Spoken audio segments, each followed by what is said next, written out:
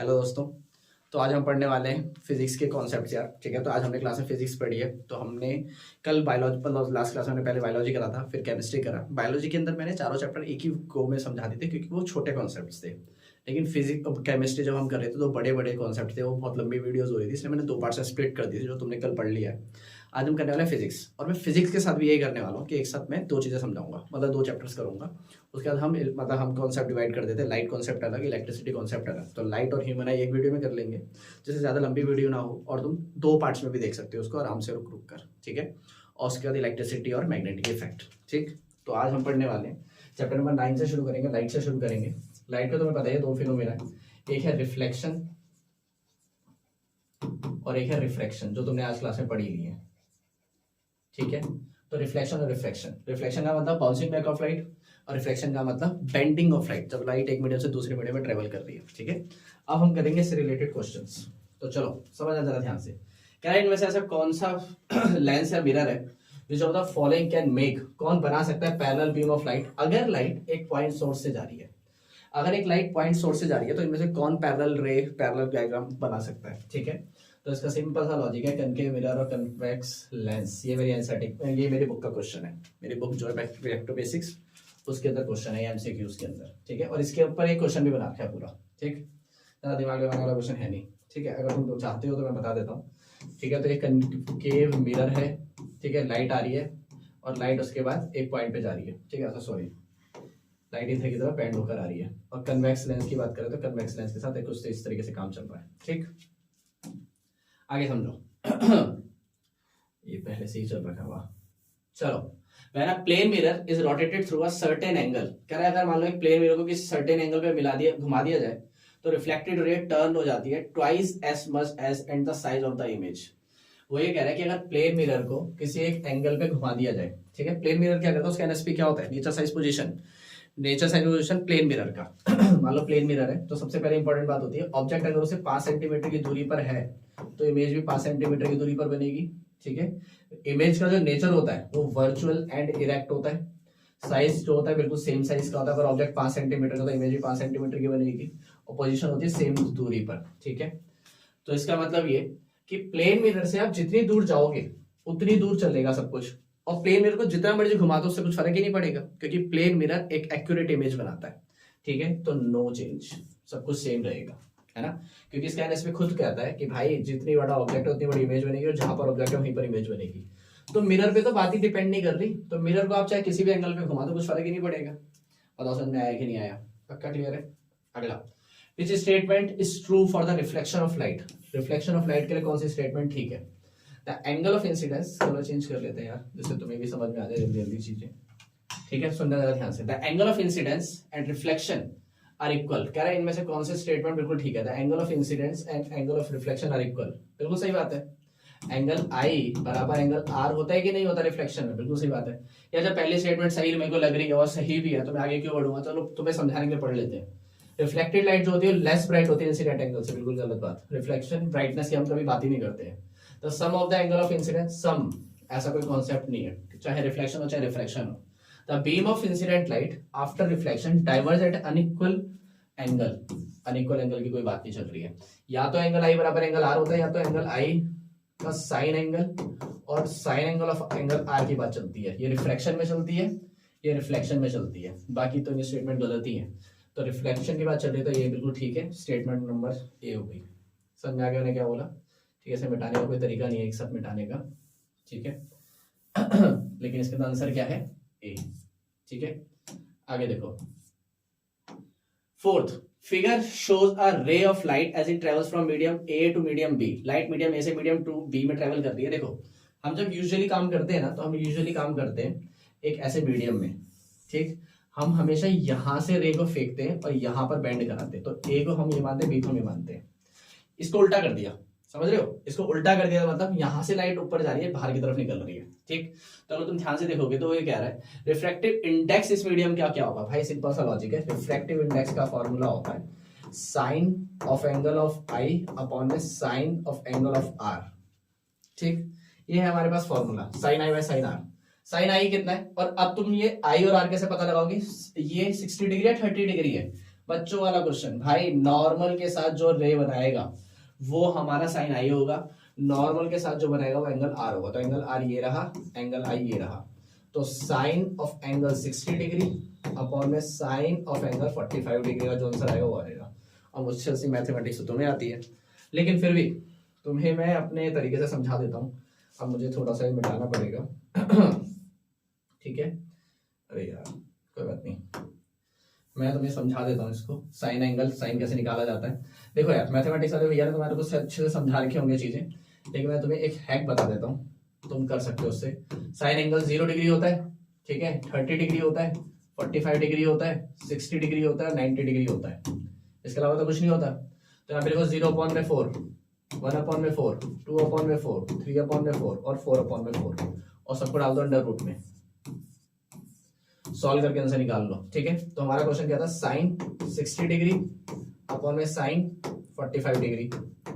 ठीक, sign 60 degree की value कितनी है, 3/4, तो √3/2 अपॉन में 45 डिग्री की वैल्यू क्या है, 1/2, तो 1/√2। क्लियर, ऊपर भेज दो √3 इंटू में √2 अपॉन में 2। सही बात है, क्या नाम है, इसको लिख सकता हूँ 2 को लिख सकता हूँ √2 इंटू √2, √2 से कट जाएगा तो √3/2। ठीक है, √3/2 आंसर नंबर ए।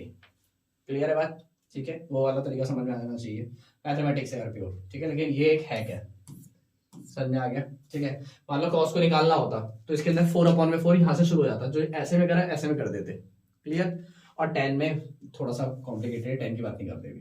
चलो आगे बढ़ते हैं। The distance between the optical centre and the point of convergence is called focal length in which of the following cases. कह रहा है जो डिस्टेंस ऑप्टिकल सेंटर से पॉइंट ऑफ कन्वर्जेंस का is called focal length in which of the following. ठीक है यार, simple सी बात है। देखो इसके अंदर स्पेस दिखाई दे रहा है गलत, स्पेस दिखाई दे रहा है गलत, एकदम एक्यूरेट, स्पेस दिखाई दे रहा है गलत। ठीक है, तो हमारा आंसर बिल्कुल सी लग रहा है। ठीक है, देख लेना सी होना चाहिए। ठीक, आगे देखो जरा ध्यान से। ठीक है, याद रखना ये क्यों बोला है मैंने ये। ठीक है, अगर तुम ध्यान से देखोगे तो यहाँ पे बीच में स्पेस दिखाई दे रहा है और इसमें शार्प इमेज बन रही है। शार्प इमेज बनी तो आंसर नंबर सी 5th का। आगे देखो 6th, when an incident ray makes an angle of 40 degree with the normal to the air glass interface of the rectangular glass slab, the value of angle of emergence। भाई साहब बच्चों वाला question, incident angle 40 degree है normal के साथ air with respect to glass slab. ठीक है, ये रहा प्रिज्म, ठीक, ये रहा नॉर्मल, ठीक, ये रहा इंसिडेंट एंगल, ये रहा ये रिफ्लेक्टेड, ये रहा दोबारा नॉर्मल, और ये रही एमर्जेंट रे। ठीक, ये इंसिडेंट रे, ये रिफ्लेक्टेड रे, एमर्जेंट रे। एंगल कितना बना रहा है, 40 डिग्री बना रहा है दोस्तों। क्लियर है बात, with a normal to the air glass interface at the rectangular glass slab. ठीक है, the value of angle of emergencies, यहाँ पे एंगल ऑफ एमरजेंसी कितना निकल कर आएगा, एंगल ऑफ एमरजेंसी कितना, यार देखो यहाँ से आगे बढ़ाते हैं, यहाँ से हम आगे बढ़ाते हैं, ये तो सबको पता है अच्छी तरह से। ठीक, उसके बाद क्या होता है कि यहाँ पर जो एंगल आई निकल कर आएगा वही एंगल ई निकल कर आएगा भाई, 40 डिग्री आंसर। ये तो कोई भी बता सकता है। समझ आया मैंने क्या बोला। ठीक है, अब सुनना जरा ध्यान से। If the central position of a convex lens is wrapped in black paper as shown in the figure, कह रहा है एक देखो एक चीज इसके अंदर ना, ये वाले क्वेश्चन बहुत बार आते हैं यार। देखो अगर ना ये लेंस है, ठीक, इसके अंदर 3 चीजें हो सकती है। ठीक है, एक तो ये हो गया, या तो इस लेंस का तुम ये आधा हिस्सा ढक दो, बताओ समझ में आया कि नहीं आया। ठीक है, आगे समझना जरा ध्यान से, या तो इसका, ठीक है, ये आधा हिस्सा ढक दो। पक्का क्लियर है। तो ये 2 तरीके की चीजें बनती है। ठीक, व्हाइट कलर लेकर ले लेते हैं, तो सुनना जरा ध्यान से। ठीक है, या तो इसका ये वाला आधा हिस्सा ढक दो, या तो इसका आधा वाला हिस्सा ढक दो। ठीक है, अगर आप किसी का ये वाला आधा हिस्सा ढक देते तो कोई इमेज नहीं बनती है, क्योंकि देखो मेरी बात सुनो, ये नॉर्मल रे होती है। ठीक, यहां से रे जाती है, जा ही नहीं पाएगी, और यहां से रे जाती है वो भी नहीं जा पाएगी। इस वाले केस में ये वाली रे तो जाएगी लेकिन ये वाली रे नहीं जा पाएगी, तो इसलिए इसमें ब्लर्ड इमेज बनती है। बताओ समझ में आ रहा है कि नहीं आ रहा। समझ में आ रहा है। तो 2 केस है, दोनों केस के अंदर तुम्हें समझ में आ जाना चाहिए कि भाई किसमें क्या बन रहा है। लेकिन अभी क्या है, ये वाला केस है। चलो देखते हैं। No image will be form, image तो बनेगी भाई, ये तो गलत है, इमेज तो बनेगी। The full image will be form but it is of less brightness, क्योंकि आधा ढका हुआ है। सही बात है, आधा ढका हुआ। मैंने क्या बोला था, ब्लड इमेज बनेगी। ब्लड इमेज का आंसर नंबर बी, बात खत्म। ठीक है, इमेज विल बी मिसिंग, अगर आधा हिस्सा ऐसे में ढका हुआ होता तो मिसिंग होती इमेज। ठीक, और बाकी तो है ही नहीं आंसर, बात खत्म। आगे देखो, the below lens has a focal length of 10 centimetre. भाई फोकल लेंथ है 10 centimetre, the object of height 2 mm, height of object is 2 mm, ठीक है, इसको सेंटीमीटर में कन्वर्ट करना पड़ेगा। Is placed at a distance of 5 centimetre, ठीक है, इमेज है 5 सेंटीमीटर, ठीक। Find the height of the object, तो भाई फोकल लेंथ दे रखी है, एफ दे रखा है 10 सेंटीमीटर, ठीक है, और क्या नाम है वी दे रखा है 5 सेंटीमीटर। यहां से यू निकल कर आ जाएगा, यू निकल कर आ जाएगा, मैग्निफिकेशन निकाल दूंगा मैं, पक्का क्लियर। जैसे यहां से यू आएगा, क्या है, लेंस है, मिरर है, लेंस है, तो फॉर्मूला बन जाएगा 1 में v माइनस 1 में u इक्वल टू 1 में f। ये रहा फॉर्मूला, f दे रखा है, u निकालना है, v दे रखा है। अच्छा अब ये लेंस है, ठीक, अच्छा ठीक है, फोकल लेंथ की बात करनी पड़ेगी हमें, ठीक है। जब बिलो लेंस, कन्वेक्स लेंस है, कन्वेक्स लेंस में जो फोकल लेंथ होती है वो क्या होती है, इधर की तरफ पॉजिटिव होती है। v जो निकल कर आएगा वो अभी हम यही लेते हैं, यहाँ से u निकल कर आ जाएगा, u की वैल्यू नेगेटिव आनी चाहिए, u की वैल्यू जैसी नेगेटिव आएगी m की वैल्यू से v अपॉन में u फॉर्मूला होता है लेंस में, यहाँ से m आ जाएगा, m की वैल्यू होती है हाइट ऑफ इमेज अपॉन में हाइट ऑफ ऑब्जेक्ट। यहाँ से ताजा ताजा m निकाला है, यहाँ पे डालो, हाइट ऑफ ऑब्जेक्ट तुम्हें दे रखा है, यहाँ से ऑब्जेक्ट निकल कर आ जाएगा। लेकिन एक बात याद रखना प्लीज, ये mm में है दोस्तों, इसको सेंटीमीटर में कन्वर्ट करना पड़ेगा, तो 0.2 सेंटीमीटर हो जाएगा ये, ठीक। प्लीज इस बात का ध्यान रखना, 0.2 सेंटीमीटर लोगे, अगर ये गलती करी तो गलत आएगा, ये आंसर तुम्हें खुद निकालना है, ठीक है, निकाल दोगे, पक्का क्लियर है, ठीक है। अच्छा एक चीज और, आंसर ज्यादातर mm में दे रखे हैं, ठीक है, तो एक ही सेंटीमीटर में, मेरे हिसाब से ज्यादातर mm में दे रखे हैं, तो पक्का कोई ना कोई mm का आंसर होगा, यही होना चाहिए मेरे हिसाब से आंसर, ठीक है। क्योंकि ये इतने, देखो मैं कैसे बता पा रहा हूँ, कोई मैंने तो क्लास में बता रखा है तुम्हें, हैक, ठीक है, तो इस वजह से मैं प्रेडिक्ट कर पा रहा हूँ इसके आसपास आंसर होना चाहिए, ठीक। लेकिन फिर भी तुम सॉल्व कर सकते हो, वो तुम्हारी मर्जी है, ठीक है, या फिर ये भी हो सकता है क्योंकि ये भी इसके आसपास का आंसर है, लेकिन एक एक्यूरेट वैल्यू आती है ज्यादातर क्वेश्चन सॉल्व करते समय, इसलिए 4 आंसर आना चाहिए, ऐसा मैं मान रहा हूँ, ठीक। आगे सुनो, चलो अब किसी को हैक नहीं पता तो प्लीज मेरी वीडियो देखो, उसको खत्म करो, ठीक है। एक वीडियो है लाइट चैप्टर के पूरे कॉन्सेप्ट के अंदर, ट्रिक्स टू मेमोराइज दिस ऐसे करके एक टॉपिक है, वो मैं लिंक कर दूंगा, तब तुम्हें समझ में भी आ जाएगा। चलो, a spherical mirror at a thin spherical lens has a focal length of -15 centimetre. क्या एक स्फेरिकल मिरर है और एक थिन स्फेरिकल लेंस है, ठीक, उसके फोकल लेंथ है 15 centimetre. Mirror and the lens are likely to be, भाई फोकल लेंथ नेगेटिव है, फोकल लेंथ नेगेटिव है तो क्या होगा, कनकेव होगा। भाई फोकल लेंथ नेगेटिव किसकी होती है, कनकेव की होती है, अभी तो बताया, पिछले क्वेश्चन में ही बताया। फोकस मैंने इसका नेगेटिव और पॉजिटिव लिया था, ठीक है, सॉरी अब तुम्हें दिख रहा है कि नहीं दिख रहा पता नहीं, मैंने लेकिन पॉजिटिव बोला था, मैं करके देख लेना चाहे, पॉजिटिव, तो ये कन्वेक्स था क्योंकि, तो कनकेव होगा तो नेगेटिव ही होगा। आगे देखते हैं, ठीक है, ठीक है। सुनो, विच of the following is correctly represent the graphical representation of angle of incidence and angle of reflection. Angle of incidence और एंगल ऑफ रिफ्लेक्शन को कौन एकदम एक्यूरेटली दिखा रहा है, देखो एंगल आई और angle R, which of the following correctly represent reflection के अंदर। भाई जितना एंगल आई होता है उतना एंगल आर होता है, जैसे जैसे एंगल आई बढ़ेगा वैसे वैसे एंगल आर बढ़ेगा। तो भाई साहब सिंपल सा लॉजिक है, जो डायरेक्टली प्रोपोर्शनल होती है चीजें उनका एंगल बनता है ये, जैसे जैसे चीजें बढ़ती जाती है वैसे वैसे एंगल बढ़ता जाता है। सुनो मैं सबका मतलब बता देता हूँ, देखो कोई भी चीज डायरेक्टली प्रोपोर्शनल होती है ना, ठीक है, एक चीज बढ़ रही है तो दूसरी चीज भी बढ़ रही है, उसका ग्राफ ये होता है। कोई चीज इनवर्सली प्रोपोर्शनल होती है ना, जैसे मान लो फॉर एग्जांपल ए की वैल्यू बढ़ रही है और वो बी की वैल्यू से घट रही है, ठीक है, इनवर्सली प्रोपोर्शनल है ये। जैसे हमने पढ़ा था रेजिस्टिविटी, रेजिस्टिविटी में तुम्हें पता है कि वो एरिया के क्रॉस सेक्शन को उल्टा होता है, ठीक, और रेजिस्टिविटी डायरेक्टली प्रोपोर्शनल लेंथ की, तो ये डायरेक्टली प्रोपोर्शनल इसका ग्राफ पर कैसा बनेगा, ये इनवर्सली प्रोपोर्शनल पक्का ग्राफ इसका, ठीक है, वैसे यहाँ पे दे नहीं रखा, लेकिन वो ग्राफ कुछ इस तरीके से बनता है, पक्का समझ में आ गया। ये डेक्लाइनिंग है, ये एस कर्व है, ये अलग, ये जीरो से स्टार्ट नहीं हो रहा, ठीक है, लेकिन अब इसका आंसर ये है, ठीक। आगे देखते हैं, the change in the direction of a wave passing from one medium to another is termed as, जब एक वेव एक मीडियम से दूसरे मीडियम में ट्रेवल करती है तो उसको क्या कहते हैं भाई, उसकी पोजीशन में चेंज आ रहा होता है उसको और हम चैप्टर भी रिफ्लेक्शन पढ़ रहे हैं यार, इसमें तो सोचने की जरूरत ही नहीं है, रिफ्लेक्शन, ठीक है। इंटरफेरेंस का होता है जब एक मीडियम से दूसरे मीडियम में बिल्कुल ही चेंज कर रहा होता है और एक पॉइंट से फैल रहा होता है, ठीक है। डिफ्रेक्शन का होता है तुम्हें पता ही है, मिराज का मतलब एक तरह से इमेज का क्या बोलते हैं, छोटी इमेज तरीके से बन रही है, ठीक। आगे सुनो, an object is placed at a distance of 0.25 metre, 0.25 metre मतलब 25 सेंटीमीटर, बेसिक सी बात, in front of a plane mirror the distance between the object and the image will be, कह रहा है एक जो ऑब्जेक्ट रखा हुआ है वो 25 सेंटीमीटर की दूरी पे रखा हुआ है प्लेन मिरर से, प्लेन मिरर से 25 सेंटीमीटर की दूरी पे ऑब्जेक्ट रखा हुआ है, ठीक है।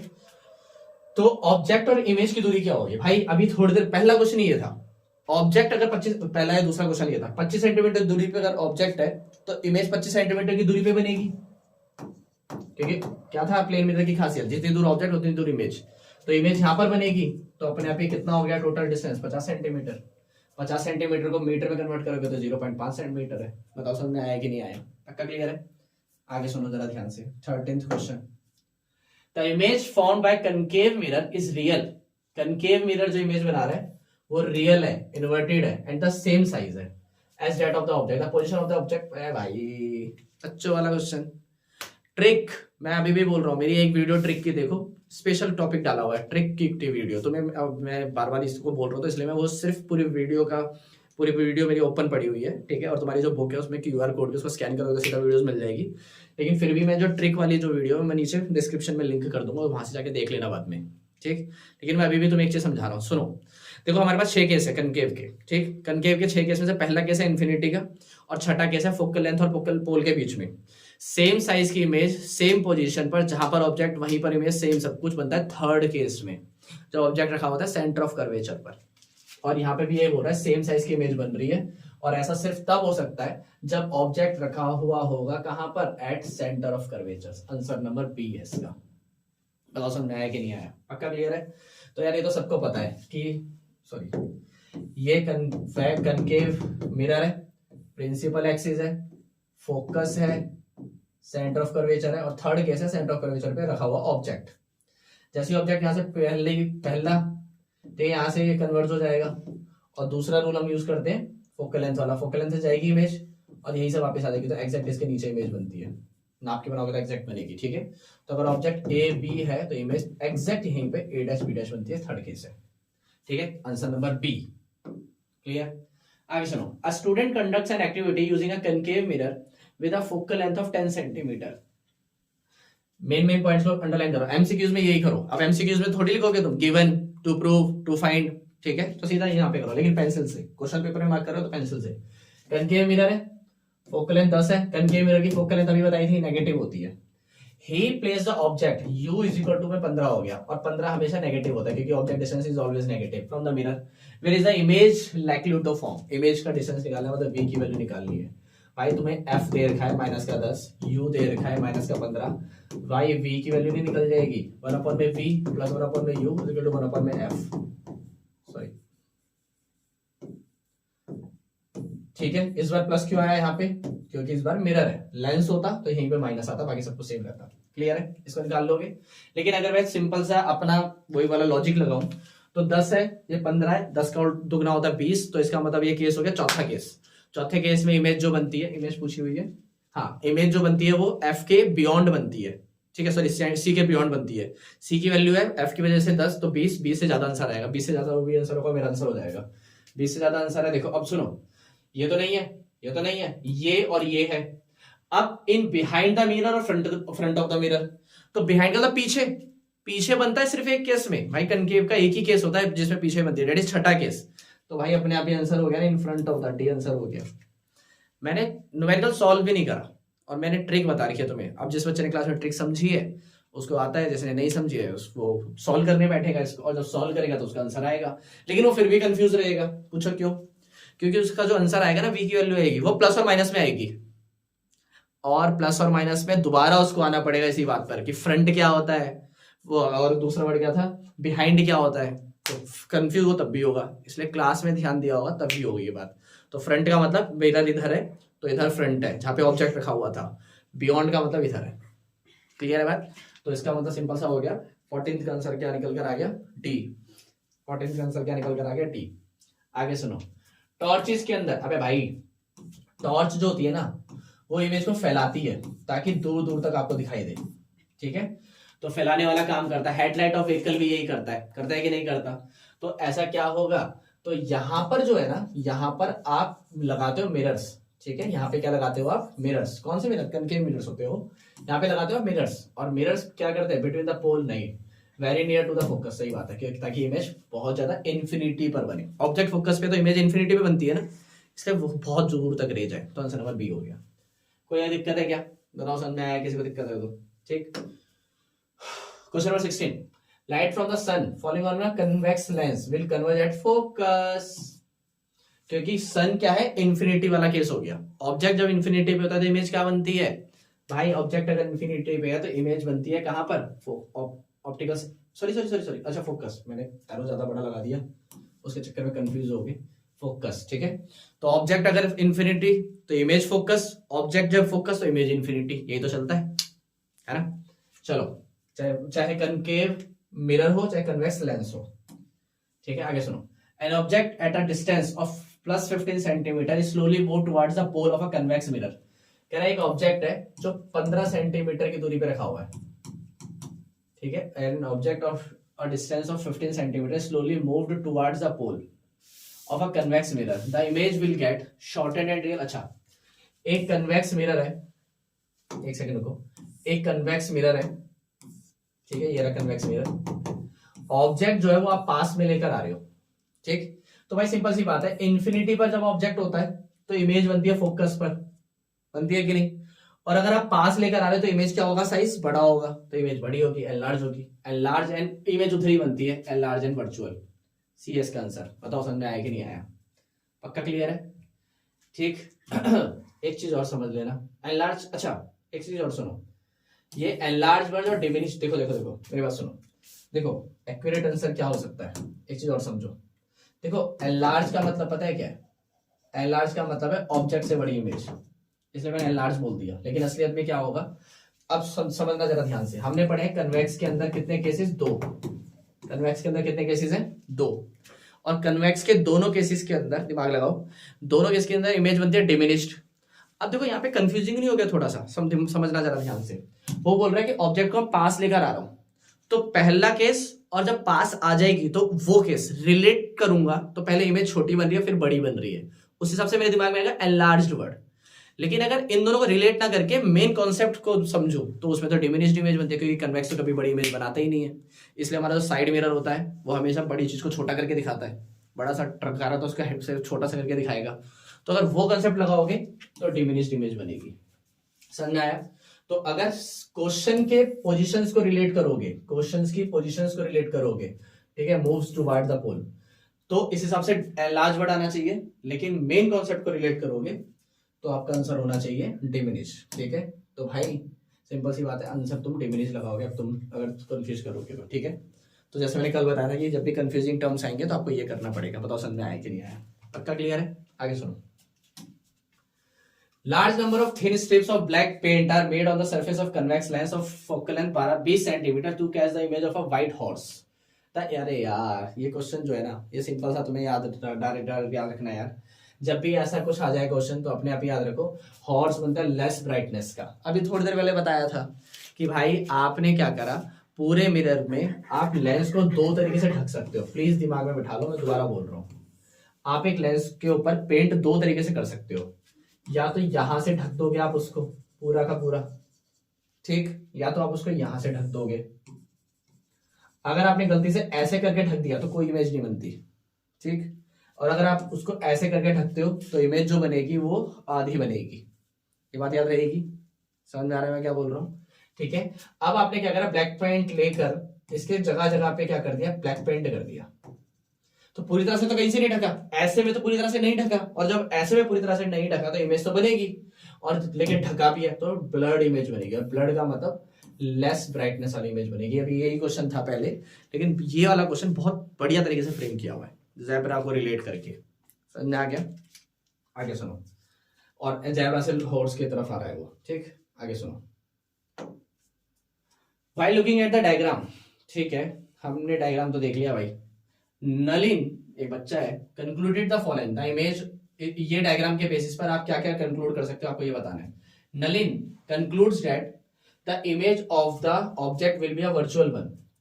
चलो इस इमेज को ना पूरा करते हैं, ठीक, इस इमेज को क्या करते हैं, पूरा करते हैं। देखो यहां से गया ये, ठीक है। अब ये यार ये इसने बता तो रखा नहीं, हम कनकेव मान लेते हैं।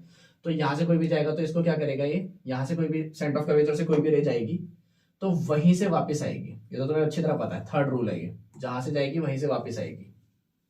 क्लियर है बात? ठीक है, आगे सुनो। The image of the object will be a virtual one. नहीं भाई, इधर की तरफ जाएगा, यहीं से वापस आएगा, और ऑब्जेक्ट भी इधर, इमेज भी इधर, तो वर्चुअल तो नहीं बन सकता, रियल बनेगा। ये गलत बात है। समझ में आया मैंने क्या बोला? दोबारा समझो, दोबारा समझना जरा ध्यान से। इसको देखो, एरो इधर की तरफ देख रहा है, ठीक है, और ऑब्जेक्ट देखो यहाँ पे रखा हुआ है। तो इसको अगर मैं पूरा बनाऊं तो एक केस हो गया यहां से ये, और ये हो गया सेंटर ऑफ कर्वेचर से जा रहा है और वहीं से वापस आ रहा है। तो इमेज कहां बन रही है? इमेज कहीं यहां बन रही है। तो ये कन्वेक्स का केस नंबर हो गया फोर्थ। कन्वेक्स का केस नंबर फोर्थ जैसे ही मेरे दिमाग में आया, मेरे पास अपने एनएसपी आ गया। Real and inverted, enlarge image और पोजीशन एस बियॉन्ड सी, खत्म आंसर। ठीक है, तो जहां जहां पे ये बातें दिख जाएगी वो मेरा आंसर है। Reflected ray will travel along the same path as the incident, third case है, बिल्कुल सही बात है। The image of the object will be inverted, सही बात है, इमेज इन्वर्टेड बन रही है कि नहीं। The concave mirror and has focal length will be negative, बिल्कुल सही बात है। सेकंड सही है, थर्ड सही है, फोर्थ सही है, आंसर नंबर सी है। बताओ मैंने पूरी इमेज बना दी कि नहीं? किसी को कंफ्यूजन हो रही है तो मैं इमेज दोबारा साफ बना देता हूँ। ऑब्जेक्ट ये रहा, एक रे ऐसे गई है, सेंटर ऑफ कर्वेचर से जाएगी वहीं से वापस आएगी, तो इसको यहां से भेजा और यहीं से वापस भी आए। और दूसरा क्या होता है, फोकल लेंथ से जाएगी, पैरेलल हो जाएगी।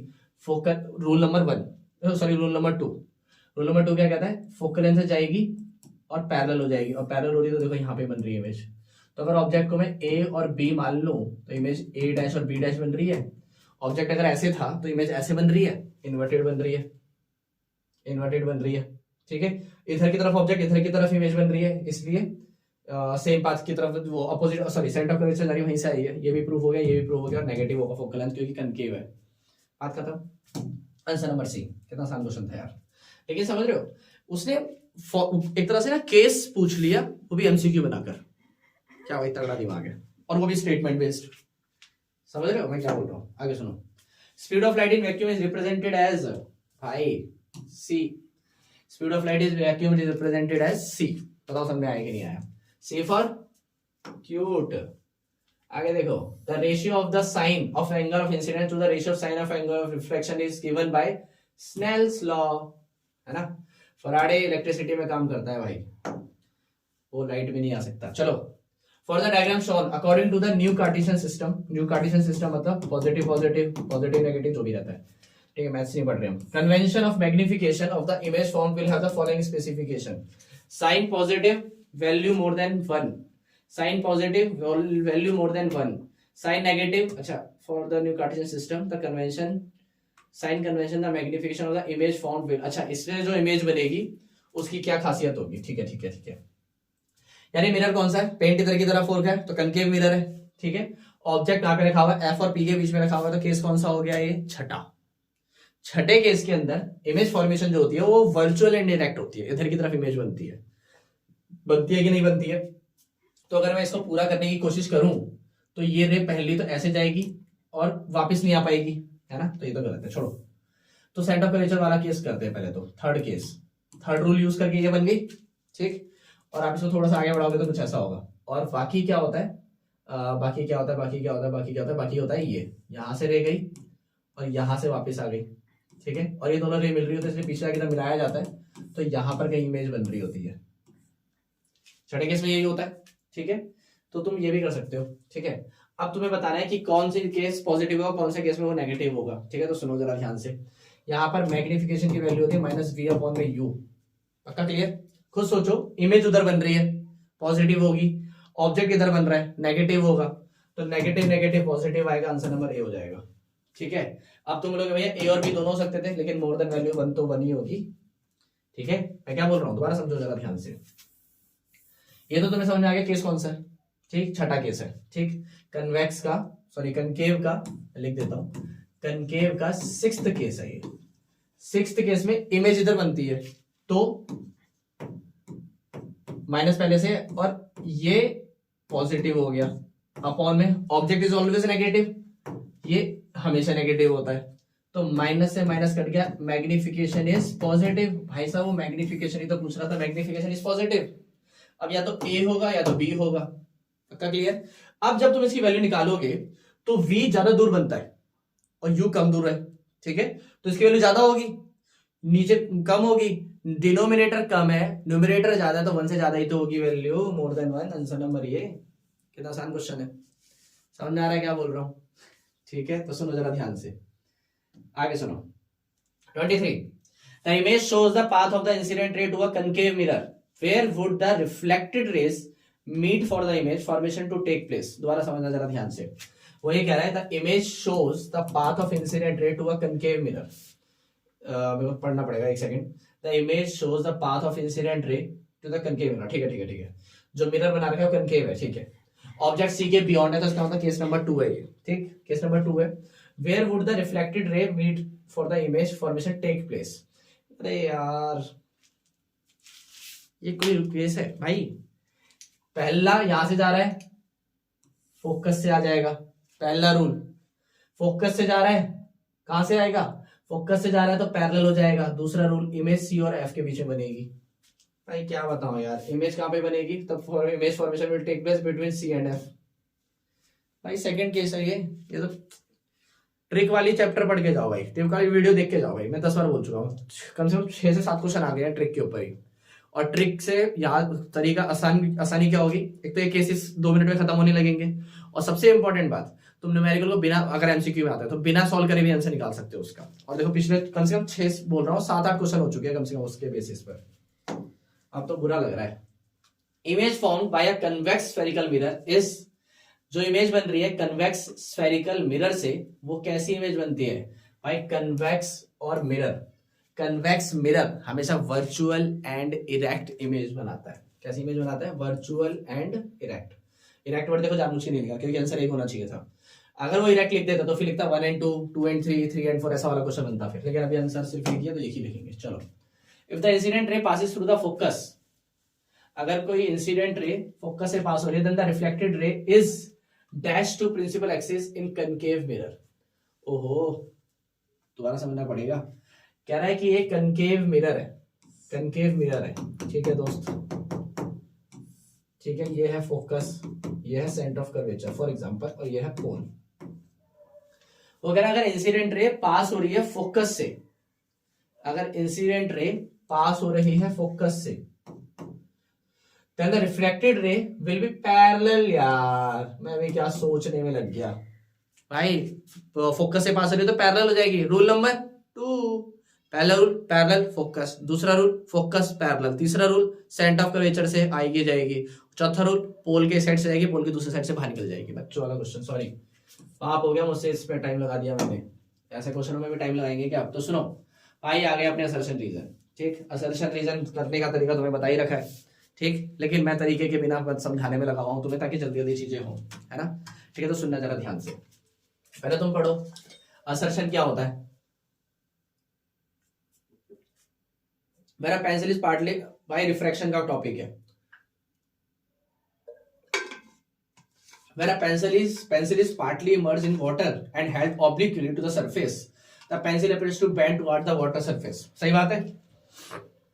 अगर हम पेंसिल को पानी में डिप कर देते हैं, ठीक है, अगर ये ग्लास वैसे यहाँ पे पानी भरा हुआ है, पेंसिल को मैं डिप कर देता हूं, तो पेंसिल असलियत में होती तो ऐसे है, लेकिन हमें कैसे दिखाई देती है, हल्की सी बेंडेड दिखाई देती है ना। सही बात है। और बेंडेड क्यों दिखाई देती है? Because of reflection of light. तो अगर ये जो मैंने दूसरी अप्रोच क्या बता रही है असर्शन रीजन करने की, कि आप जो आंसर सोच रहे हो उससे मिलता जुलता कुछ मिल जाए तो आंसर है, लेकिन असर्शन अभी ठीक है, तो आंसर नंबर डी तो नहीं हो सकता। सही बात है। चलो रिफ्लेक्शन पढ़ते हैं, रीजन पढ़ते हैं। The apparent bending of the pencil is due to the reflection of light when it passes from water to air. Water to air when it passes, बिल्कुल सही बात है। असर्शन भी ठीक है, रीजन भी ठीक है, सही से एक्सप्लेन भी करता है। आंसर नंबर ए, क्योंकि मैंने क्या बोला था, रिफ्लेक्शन जैसे फिनोमेना की बात करेगा तो बिल्कुल सही बात है। समझ में आया? आगे देखते हैं। Assertion, a convex lens has a real focus, all light rays pass through, sorry पहले रीजन पढ़ना था। अ convex lens has a real focus. भाई कन्वेक्स लेंस के पास क्या रियल फोकस होता है? भाई मेरी बात सुनो, कन्वेक्स लेंस का मतलब होता है ये, ठीक है, और इसके पास फोकस होता है एक f1 ये, एक 2f1 ये, एक f2 ये, और एक 2f2 ये। भाई रियल फोकस तो है, सही बात है। और रियल फोकस के बारे में अगर बताने लग जाए कि क्यों है रियल फोकस, तो रीजन सही होगा और करेक्ट एक्सप्लेनेशन भी होगी। तो चलो रीजन पढ़ते हैं। All light rays pass through the focus of a convex lens after refraction. सारी लाइट रे फोकस से पास होती है, रिफ्रैक्ट में झूठे, सी आंसर है इसका। सारी रेज रिफ्रैक्शन से पास होने के बाद फोकस से पास, फोकस से रिफ्रैक्शन होके पास होती है। ये कौन सा रूल है भाई? ऐसा कोई रूल नहीं है, ठीक है। तो आंसर नंबर सी हो गया कि असर्शन तो ठीक है, रीजन झूठ बोल रहा है। चलो देखो, असर्शन वर्ड एम्बुलेंस इन मिरर, अरे यार यहाँ पे ना एक इमेज मिस हो गई, सॉरी। यहाँ पे एक इमेज थी जो एम्बुलेंस को उल्टा करके दिखाता था, ठीक है, तो कोई बात नहीं। The word ambulance on the hospital vans is written in the form of its mirror as उल्टा, ठीक है। क्यों? क्योंकि भाई जब आप देखो, सुनो मेरी बात, उल्टा इसलिए दिखाई देता था क्योंकि जब एम्बुलेंस वर्ड को कोई पढ़ेगा, तो मान लो एम्बुलेंस इधर से जा रही है और आप उसके आगे खड़े हो, एम्बुलेंस के आगे आप खड़े हो, आपने साइड वाले मिरर से आप देख रहे हो, आपने देखा कि पीछे कौन सी गाड़ी आ रही है, अरे एम्बुलेंस उल्टा लिखा हुआ है उन्होंने, ताकि आपको वो सीधा करके दिखाई दे, है ना, ताकि आप सही सही पढ़ सको। जैसे किसी गाड़ी पे कोई नंबर लिखा हो तो आप नहीं पढ़ पाओगे, लेकिन वो जब उल्टा ही सबको सही से दिखाई देगा तो आप एकदम से पढ़ोगे एम्बुलेंस और साइड दे दोगे, ठीक है। The image formed in a plane mirror is same, अबे भाई ऊपर बात कर रहा है किसकी? एम्बुलेंस की, और मिरर वो किसकी? मिरर की, ठीक है, कनकेव कन्वेक्स की, नीचे प्लेन मिरर की। तो करेक्ट एक्सप्लेनेशन वाली बात तो नहीं है, ठीक है, क्योंकि करेक्ट एक्सप्लेनेशन वाली बात होती तो सेम सेम बातें कर रहा होता। लेकिन image form by plane mirror is of the same size, बात तो सच है, लेकिन ऊपर स्फेरिकल मिरर की बात चल रही है और नीचे प्लेन मिरर की बात चल रही है, तो बातें दोनों सच है, लेकिन सही से एक्सप्लेन नहीं करती। तो आंसर नंबर पी। बताओ समझ में आया कि नहीं आया? पक्का क्लियर है? आगे देखो, the light emerges from a parallel sided glass slab in a direction perpendicular with that in each which enters the glass slab. So sorry. Light emerges from a parallel sided glass slab in a direction perpendicular with that in which enters the glass slab. मेरे को खुद समझ नहीं आया यार ये question, दोबारा पढ़ना पड़ेगा। The light emerges from a parallel sided glass slab in a direction perpendicular with that in which enters the glass slab. यार समझ तो आ गया, लेकिन अब मैं तुम्हें कैसे एक्सप्लेन करूंगा ये, मैं तुम्हें समझा देता हूँ यार ये, लेकिन तुम्हें समझाने के लिए थोड़ी सी मेहनत करनी पड़ेगी तुम्हें। चलो मैं बताता हूँ, सुनो, पहले पूरा मिटाते हैं यार, ठीक है। चलो सुनना, कह रहे लाइट एमर्ज हो रही है एक पैरेलल साइडेड ग्लास स्लैब से। मैं तुम्हें समझाता हूँ। मान लो एक ग्लास स्लैब है ये, ठीक है, यहाँ पे लाइट पड़ रही होगी शायद, ठीक है, एक ग्लास स्लैब है, ऐसा समझ में आ गया क्या बोला, ठीक है। तो कह रहा है लाइट एमर्ज हो रही है एक पैरेलल साइडेड ग्लास स्लैब से, तो यहां से एक लाइट एमर्ज हो रही है in a direction perpendicular with that in which enters the glass slab, और वो लाइट एंटर कर रही है बिल्कुल पैरेलली, परपेंडिकुलरली।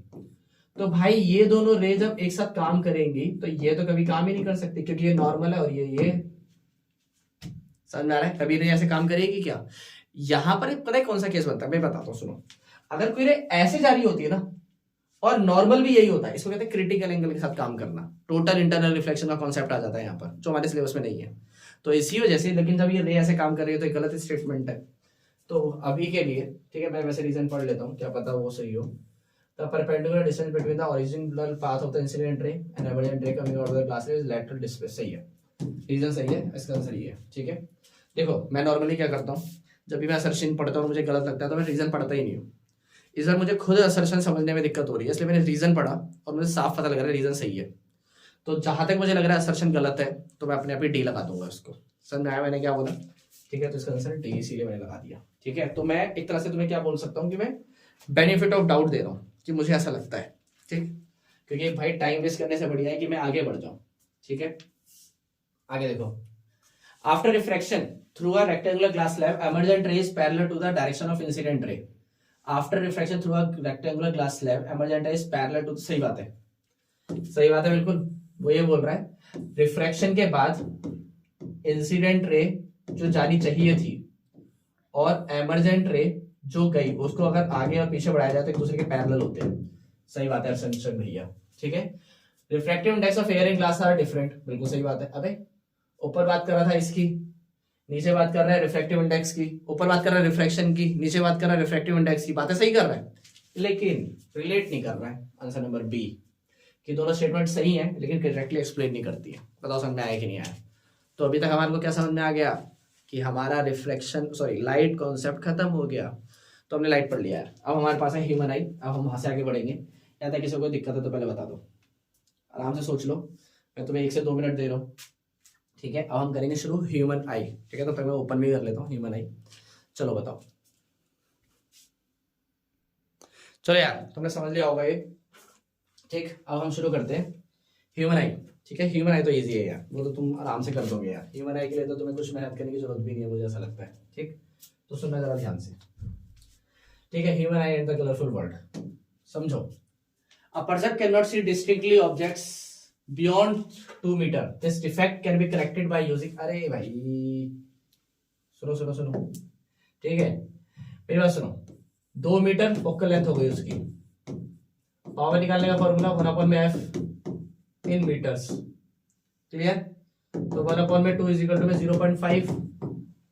ठीक है, और पर्सन 0.5 तो चलो आंसर हो गया मेरा। लेकिन अब क्वेश्चन पता है क्या है, मेन बात क्या है कि ये प्लस का है कि माइनस का है। ठीक, अब मेरी एक बात सुनो जरा ध्यान से। भाई ऑब्जेक्ट 2 मीटर की दूरी का नहीं दिखाई दे रहा, तो इसका मतलब उसका दूर का दिखाई नहीं देता। दूर का दिखाई नहीं देता तो कौन सा चश्मा लगा होगा, कनकेव, और कनकेव लगा होगा तो माइनस में आंसर। Answer number B. अब समझ में आया कि नहीं आया, पक्का क्लियर। चलो आगे बढ़ते हैं। Which of the following phenomena contribute significantly to the reddish appearance of the sun at the sunset and sunrise? By scattering of light। ठीक है, स्कैटरिंग ऑफ लाइट ये फिनोमेना इसके लिए रिस्पॉन्सिबल है। ये तो बहुत छोटे चैप्टर है। Reason behind advance sunset and advance delayed sunset is atmospheric reflection.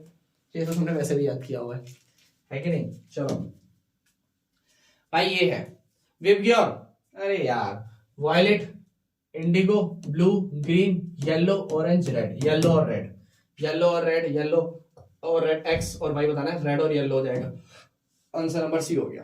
भाई ये क्या क्वेश्चन है यार, भाई सेट 1 भी तो है। The image shows, easy chapter भी है, मेन बात ये है। ठीक है, the image shows a light ray incident on a glass prism. ओ भाई ये थोड़ा दिखने में तो भाई साहब कॉम्प्लिकेटेड लग रहा है, कोई नहीं हम कर लेंगे। कह रहा है एक इंसिडेंट रे में दिखा रहा है, चलो ठीक है। The various angles labelled in the image are shown, which angle shows the angle of incidence and angle of reflection. कौन सा एंगल ऑफ इंसिडेंस दिखाता है, एंगल ऑफ रिफ्लेक्शन दिखाता है। भाई सिंपल सी बात है, जो एंगल नॉर्मल के साथ बने, मतलब मेरी मेन रे और नॉर्मल के साथ बनेगा वो मेरा मेन एंगल होगा। क्लियर, तो इंसिडेंट रे और नॉर्मल के साथ बन रहा है एंगल नंबर ए। ठीक है, चेंज करते हैं, एंगल ए। क्लियर है बात। दूसरा और क्या क्या पूछा था इसने, angle of incidence, angle of reflection. फिर रे अंदर मेन रियली रे है। ठीक है, इसके साथ जो एंगल बन रहा है वो ये एंगल डी, तो ए और डी मेरा आंसर है। ठीक है, देखो इमेज तुम्हें शायद ना दिख रही हो लेकिन तुम्हें दिख जानी चाहिए थी। ठीक है, तो ये तुम्हें समझ में आ जाएगा बाद में। आगे सुनो, ठीक है, तुम्हारे पास है ही पीडीएफ, तुम इसको ओपन करके कभी भी देख सकते हो। Why do stars appear to twinkle at night? Why? Because the light of the stars travels in a different medium. Because the distance of the star varies when the Earth rotates. Because the star changes in position relative to the Earth. Because of the atmosphere reflects the light at different angles. भाई कितना झूठ बोल रहा है ये। Because of the light of stars travel in a different medium. भाई atmospheric reflection की वजह से लाइट जो स्टार्स होते हैं वो ट्विंकल करते हैं, तो लाइट अलग अलग मीडियम में ट्रेवल कर रही है जिसकी वजह से रिफ्रैक्टिव इंडेक्स हो रहा है, मतलब एटमॉस्फेरिक रिफ्लेक्शन हो रहा है जिसकी वजह से स्टार्स ट्विंकल कर रहे हैं। क्या अर्थ वर्थ पता नहीं कहाँ बातें पहुंचा दी। A person went for a medical checkup and found that the curvature of his eyes lens was increasing. उसके आई लेंस का जो कर्वेचर है वो बढ़ रहा है। Which defect is he likely to suffer. भाई मेरी बात सुनो, उसकी आई जो है ना, उसका जो कर्वेचर है वो बढ़ रहा है। कर्वेचर बढ़ रहा है तो इमेज जो बनेगी वो पहले बनने लगेगी, और इमेज पहले बनेगी क्योंकि जैसे सुनो मेरी बात, आईलेंस जैसे जैसे थिक होता है इमेज वैसे वैसे पास आती है, फोकस पास आता है। जैसे जैसे थिन होता है इमेज दूर जाती है। तो ये इसका जो कर्वेचर है वो क्या हो रहा है, बढ़ रहा है। तो कर्वेचर बढ़ रहा है तो इसका मतलब फोकस पास आ रहा है, मतलब इमेज पहले बन रही है। रेटिना से इमेज पहले बन रही है, तो बीमारी कौन सी हुई, जो हिमांशु भैया को है, मायोपिया। भैया याद कराया था क्लास में इस तरीके से, मायोपिया। क्लियर, हाइपरमेट्रोपिया में उल्टा हो जाता, उसका कर्वेचर क्या हो रहा होता, डिक्रीज हो रहा होता, तो हाइपरमेट्रोपिया। प्रेसबायोपिया में कंट्रोल नहीं होता है, कैटरेक्ट के अंदर क्लाउडी क्लाउडी होने लग जाता है आई बॉल के अंदर। हटाओ। अ dark musculature membrane which control size of the प्यूपिल is iris. प्यूपिल के साइज को कंट्रोल करने के लिए आता है आइरिस। ठीक है, ये तो तुमने 55 में पढ़ लिया होगा। ठीक है, a person gets out of the sunlight from a dark room, how does his pupil, यार ये एडजस्टमेंट ऑफ द प्यूपिल है। भाई जब आप अंधेरे में होते हो तो आपकी आंखों का जो प्यूपिल होता है वो बड़ा हो जाता है ताकि ज्यादा से ज्यादा लाइट अंदर जाए और आप सही से देख सको। और जब आप उजाले में जाते हो तो वो प्यूपिल छोटा हो जाता है, क्योंकि क्या नाम है, बाहर बहुत ज्यादा लाइट है तो आंखों को डैमेज कर सकते हैं, इसलिए वो प्यूपिल छोटा हो जाता है ताकि कम से कम लाइट अंदर एंटर करे। यही क्वेश्चन है। Size of the प्यूपिल will decrease and less light will enter. अच्छा, डार्क रूम में जा रहा है, सनलाइट से डार्क रूम में जा रहा है तो उसकी आई बॉल, वो जो प्यूपिल का साइज है छोटा हो जाएगा ताकि कम से कम लाइट अंदर एंटर करे। यही बताया अभी 2 मिनट पहले। ठीक है, आगे सुनो, 2 मिनट भी नहीं थे। Having 2 eyes facilitates in A, increasing the field of the view, B, bringing 3-dimensional view, C, developing the concept of distance size and developing the concept of distance और size। अरे भाई कह रहा है आपकी आपके आंख 2 है तो आपकी 2 आंखें किस चीज में मदद करती है? भाई ये तीनों सही है, क्योंकि पहला पॉइंट, आपकी आंख जो है ना, दोनों आंख जो है आपके तो फील्ड व्यू बढ़ाती है, क्योंकि अगर आप एक आंख से देखोगे ना तो आपको 150 डिग्री का दिखता है, जब आप दोनों आंखों से देखते हो तो 180 डिग्री का दिखता है। समझ में आ गया? पहला सही है। दूसरा, ब्रिंगिंग 3 डायमेंशनल्स, बिल्कुल सही बात है। किसी भी चीज को मान लो आपको कोई मतलब फ्रंट में अगर आप मेरे खड़े होते तो आपको ये जो दिखाई देता है आपको 3D में दिखाई देता, लेकिन अगर आप एक आंख बंद करके देखोगे ना तो आपको फ्लैट सरफेस 2D में दिखाई देगा। ये बात भी सही है। फिर है third, developing the concept of distance and size. आप दोनों आंखों से देख पाते हो एक साथ, इसीलिए आप सही से कैलकुलेट कर सकते हो कि कोई ऑब्जेक्ट कितनी दूर है कितनी पास है। एक आंख से देखोगे तो आपको कैलकुलेट करना थोड़ा सा मुश्किल हो जाएगा। तो तीनों स्टेटमेंट सही है, इसलिए ए भी सही है, बी भी सही है और सी भी सही है। तो ये तीनों ही पॉइंट ही याद कर लो, तो ये एमसीक्यू की फॉर्म एक तरह से क्वेश्चन दे दिया है तुम्हें याद करने के लिए। ठीक, आगे सुनो। The image shows the dispersion of white light in the prism. कह रहा है जो इमेज है वो शो करता है dispersion of white light in the prism. ठीक है, what will be the colours X Y and G. भाई white light X Y Z बना रहा है। ठीक है, तो सुनो, सबसे नीचे अगर एक्स मान भी लूं मैं, जेड सबसे ऊपर मान भी लूं मैं, क्योंकि देखो इसके अंदर बाकी कलर्स दे दिए पिछले वाले क्वेश्चन के अंदर, पिछला भी हमने क्वेश्चन करा था प्रिज्म के ऊपर। कहां गया? ठीक है, एक सेकंड। प्रिज्म के ऊपर देखो इसमें लाइनें बना रखी हैं एटलीस्ट, जिससे मैं कैलकुलेट कर पा रहा था वायलेट कौन सा, इंडिगो कौन सा, ब्लू ये कौन सा है। ठीक है, लेकिन इस क्वेश्चन के अंदर ना यार ये दे ही रखा, तो इसमें ना एक तरह से तुम ये बोल सकते हो कि मैं अपना तुक्का लगा सकता हूँ। एक्स सबसे नीचे तो वायलेट मान लेते हैं, जेड सबसे ऊपर है तो रेड मान लेते हैं। ठीक है, बाकी इन दोनों से जो चीजें मैच करता है वो कर लेंगे। X is violet, Z is red. ठीक है, बी लगा दिया, यही सही लग रहा है। ठीक है, आगे सुनो। Human I acts like a camera, microscope, telescope, endoscope. भाई हमारी ह्यूमन आई किसकी तरह काम करती है? बिल्कुल एक कैमरे की तरह काम करती है, हर चीज को क्लिक करके रखती है। तो इसके बारे में तो कुछ भी मान ला सकते हो यार। ठीक है, आगे सुनो। Myopia arises due to excessive curvature of the eye lens, अभी बताया था excessive curvature of the eye lens, सही बताया था, या फिर elongation of the eye ball, दोनों सही है। इसका आंसर नंबर सी सही है। ठीक है, या तो आई बॉल का साइज बड़ा हो जाता है जिससे इमेज पहले बनने लग जाती है, या फिर कर्वेचर चौड़ा हो जाता है जिससे इमेज पहले बनने लग जाती है। दोनों केस में इमेज पहले बनती है। चलो ठीक है, आंसर नंबर सी है इसका। The bluish color of water in deep sea is due to the presence of algae and other plants found in water. The bluish color of the water in deep sea is due to the presence of algae की वजह से थोड़ी होता है, इसकी वजह से भी होता है। Scattering of light, ठीक है, स्कैटरिंग ऑफ लाइट की वजह से होता है ये कलर। ठीक है, तो क्योंकि जो ब्लू कलर है वो सबसे ज्यादा स्कैटर होता है। मान लो सन से लाइट आई, ठीक है, आपको स्काई ब्लू क्यों दिखाई देता है? क्योंकि ब्लू कलर सबसे ज्यादा स्कैटर होता है। बताओ समझ में आया कि नहीं आया? ठीक है, वो सबसे ज्यादा स्कैटर होता है, इसलिए हमको वो ब्लूइश दिखाई देता है। पक्का क्लियर?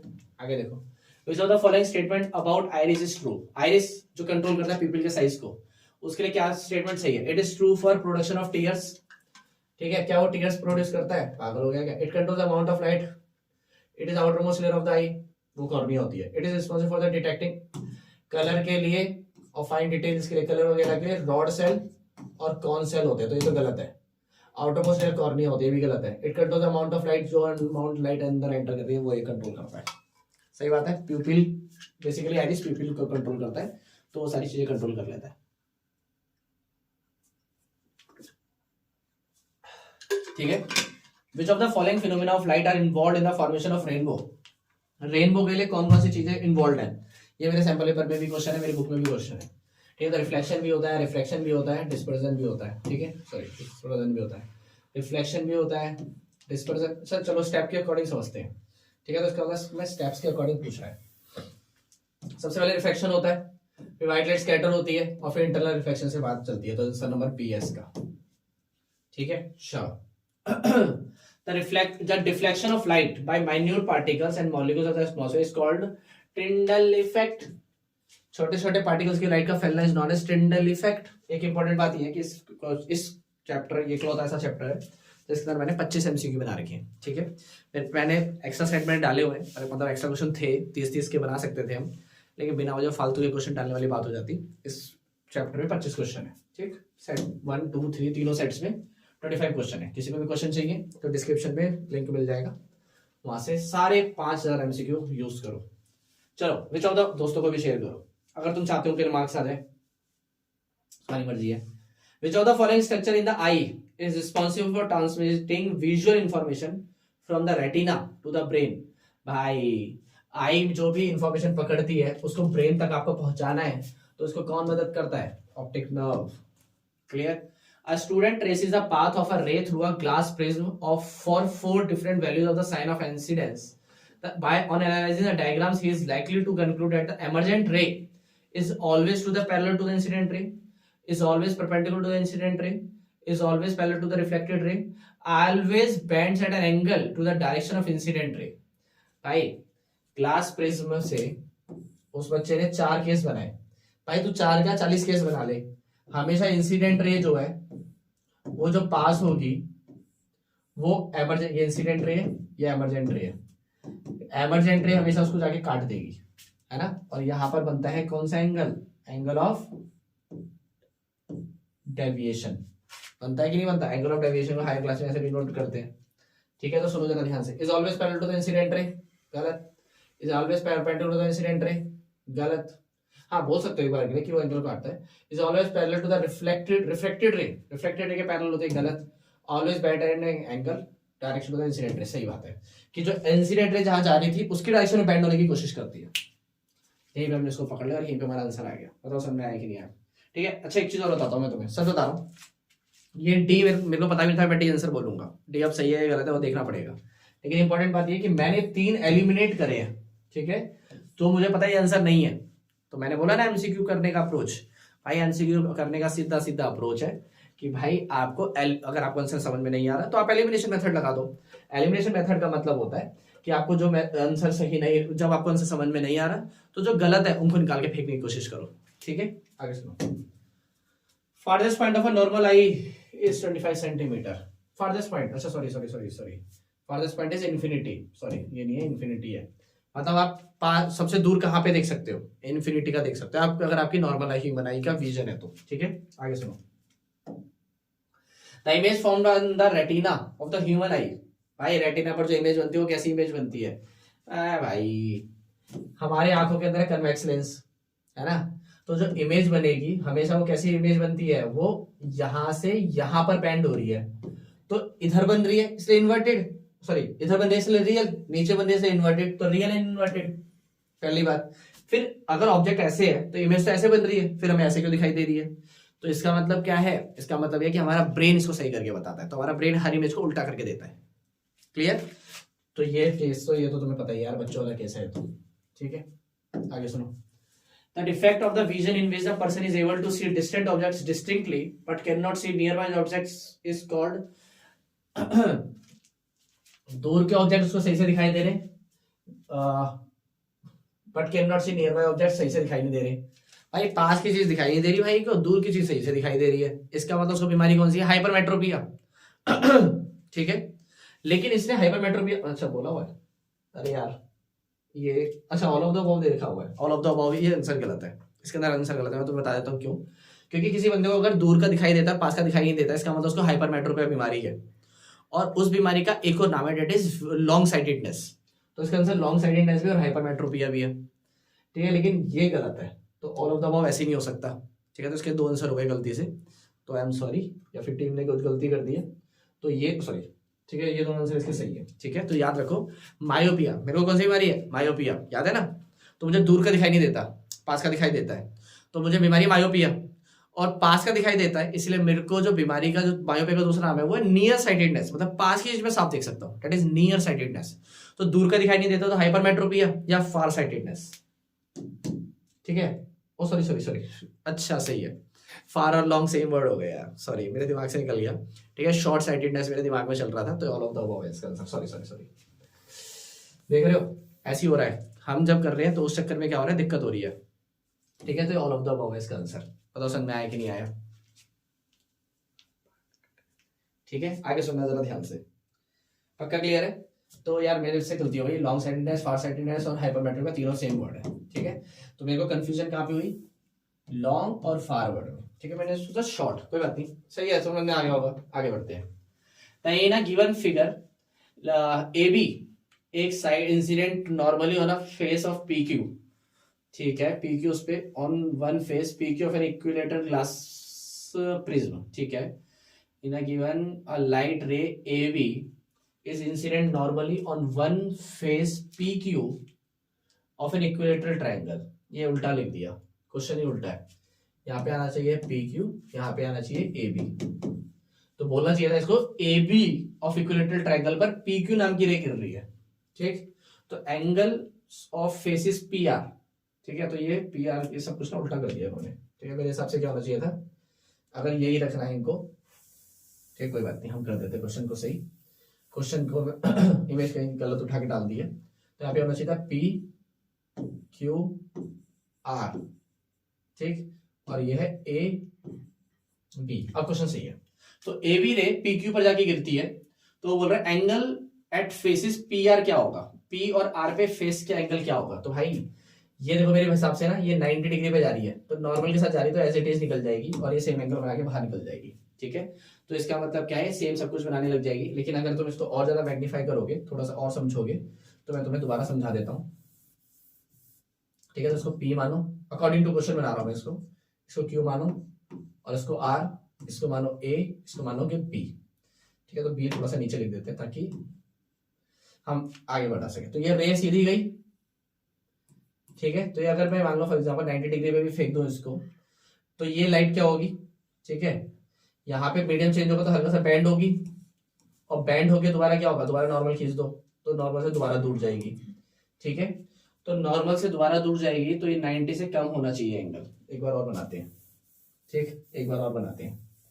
तो फ्रेज में है PQR, रे जा रही है A और B। क्लियर, देखो थोड़ा सा ऊपर लिख देते हैं, रे जा रही है B। क्लियर, इस पर ये रे गई मान लो फॉर एग्जांपल 90 डिग्री से, तो ये हल्का सा बेंड होगी, फिर यहाँ पे दोबारा बेंड होगी, और नॉर्मल के साथ वो कोई सिंगल एक लेस एंगल बनाएगी, बहुत ज्यादा बेंड नहीं करेगी। इसलिए मैं 45 और 30 की तरफ नहीं जाऊंगा, आंसर किसकी तरफ जाऊंगा, मैं 60 डिग्री की तरफ जाऊंगा। क्यों, क्योंकि ज्यादा बेंड नहीं करेगी वो, क्योंकि वो 90 डिग्री के साथ काम करेगी, तो 90 डिग्री से थोड़ा सा बेंड करेगी, 60 डिग्री पे आके रुक जाएगी। ठीक है, इसके अलावा कोई और ऑप्शन नहीं है। 90 से कम मान लो 70 डिग्री होता तो मैं उसको मान लेता। ठीक है, लेकिन अभी नहीं है, तो हमारी गलती नहीं है। आगे सुनो, the near point of a hypermetropic I is more than 25 centimetre. कह रहा है नियर पॉइंट जो होता है हाइपरमेट्रोपिक आई का, वो 25 सेंटीमीटर से ज्यादा होता है। बिल्कुल सही बात है। हाइपरमेट्रोपिक का मतलब इसको पास का दिखाई नहीं देता, और नॉर्मली 25 सेंटीमीटर का दिखाई देता है, तो इसका हाइपरमेट्रोपिक में क्या 25 से भी दूर चला गया। सही बात है, ठीक है। Hypermetropic is corrected using spectacles containing concave lenses. भाई झूठ बात है ना, क्योंकि हाइपरमेट्रोपिया में भाई मुझे बीमारी कौन सी है, मायोपिया, और मैं कौन सा लेंस लगाता हूँ, कनकेव। ये हाइपरमेट्रोपिया में कनकेव कैसे लगा दोगे? Assertion is true, reason is false. बताओ समझ में आया कि नहीं आया? ठीक, अब सुनना जरा ध्यान से। Assertion can not see the distant objects clearly. अगर कोई ऑब्जेक्ट कोई दूर की चीजें नहीं देख पाता सही से, मतलब मैं, the far point of an eye suffering from myopia is less than infinity. ठीक है, द फार पॉइंट, बिल्कुल सही बात है, क्योंकि मैं दूर की चीज नहीं देख पा रहा ना। नॉर्मल अगर मेरी आंख होती तो मैं दूर की चीज देख पाता, इन्फिनिटी देख पाता। अब मैं दूर की चीज नहीं, तो इन्फिनिटी से पास आ गया ना मैं, तो सही से एक्सप्लेन भी करता है। ठीक है, तो ए आंसर हो गया इसका। बताओ समझ में आया कि नहीं आया? पक्का क्लियर है? ठीक है, the far point of an eye suffering from myopia is less than infinity. सही बात है, ठीक है, तो ए सही है इसका। पक्का क्लियर है? अब सुनो जरा ध्यान से। ठीक, तो हमने 2 चैप्टर कर लिए। ठीक है, बाकी के 2 चैप्टर इज इलेक्ट्रिसिटी एंड क्या नाम है, magnetic effect of electric current. जैसे मैंने कल सेम टाइम पे लाइव कर दिए थे। ठीक है, 10 मिनट के गैप पर, अगर तुम बोलोगे तो मैं सेम टाइम पे लाइव कर दूंगा। ठीक है, मैं तुमसे दोबारा सजेशन मांग लूंगा, जैसे मैंने आज क्लास में पूछा था वैसे हम कल भी पूछ लेंगे। अगर नहीं चाहिए तुम्हें, तो तुम ये चाहते हो कि भैया इसमें थोड़ा सा टाइम हो गया, और इलेक्ट्रिसिटी और मैग्नेटिक फील्ड में थोड़ा सा मेहनत करके पढ़ना खत्म करना है, क्योंकि उसमें न्यूमेरिकल्स ज़्यादा होंगे। ठीक है, तो हम उसको बाद में कर लेंगे। न्यूमेरिकल्स इलेक्ट्रिसिटी में ही होने वाले हैं, वैसे ही जैसे इसके अंदर थे, लेकिन इसके अंदर हम डायरेक्ट ट्रिक्स के थ्रू कर पा रहे थे, उसमें थोड़ी सी मेहनत ज़्यादा करनी पड़ेगी। ठीक है, बाकी प्लीज़ मैं चाहता हूँ कि एमसीक्यूज़ की पूरी सीरीज तुम खत्म करो, ताकि एटलीस्ट मेरी तरफ से एक एक एमसीक्यू हर चैप्टर का हो जाए। ठीक है, उसके बाद हम आगे देखेंगे। आर इन्वायरमेंट का मैंने नहीं कराया बायोलॉजी के अंदर, वो हम अलग से कर लेंगे, या फिर मैं अलग से दे दूंगा उसको, फिर वो खत्म कर देंगे। ठीक है, बाकी हो गए एमसीक्यूज सारे। ठीक है, हमने पूरे लगभग 25 और 30 लगभग 55-60 क्वेश्चन कर लिए। ठीक है, हम रोज 60 क्वेश्चन कर ही रहे हैं। ठीक है, और अब तुम्हें कुछ पूछना होगा तो डाल देना कमेंट में, साथ साथ मैं उसका आंसर देता जाऊंगा। हाँ, लेकिन जो मैंने वीडियोस बोली है, जैसे ट्रिक वाली वीडियो बोली है, फिर कुछ बोली है, वो मैं कमेंट सेक्शन में नीचे डिस्क्रिप्शन में डाल दूंगा। ठीक है, बाकी कोई डाउट है तो बताओ, अपने दोस्तों में फैलाओ, बाकी मिलते रहेंगे। Bye bye.